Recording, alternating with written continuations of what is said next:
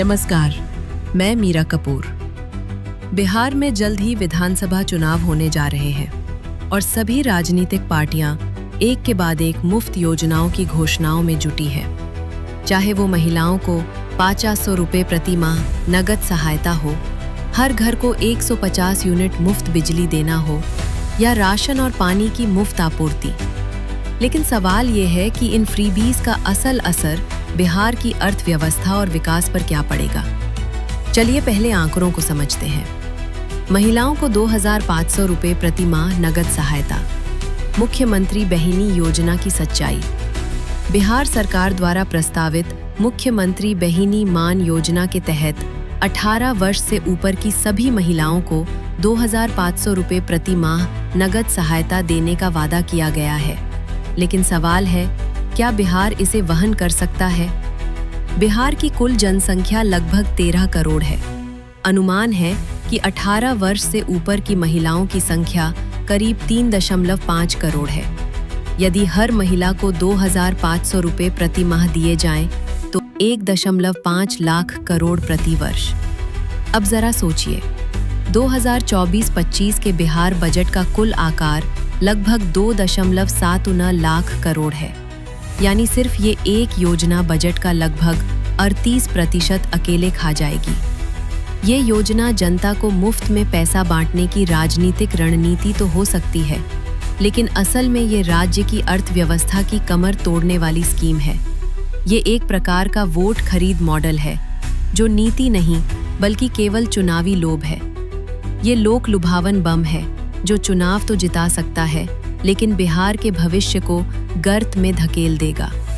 इतना पैसा नकद देना शिक्षा, स्वास्थ्य और बुनियादी ढांचे जैसे अहम क्षेत्रों से सीधा पैसा छीनना है। और सबसे बड़ी बात, भ्रष्टाचार और घोटालों के लिए दरवाजा खुला छोड़ देना है। आप कह नहीं सकते कि ये महिलाओं को सशक्त कर रहा है। ये सिर्फ उन्हें आर्थिक रूप से लुभाकर राजनीतिक रूप से निर्भर बना रहा है। कितना होगा बोझ? बिहार में लगभग 2.25 करोड़ बिजली कनेक्शन है।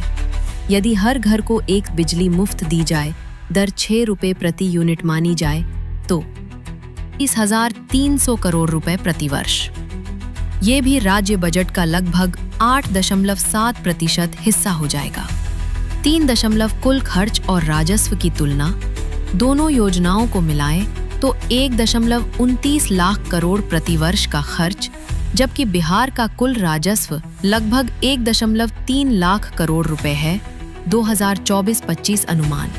इसमें केंद्र से मिलने वाला अनुदान और टैक्स शेयर भी शामिल है।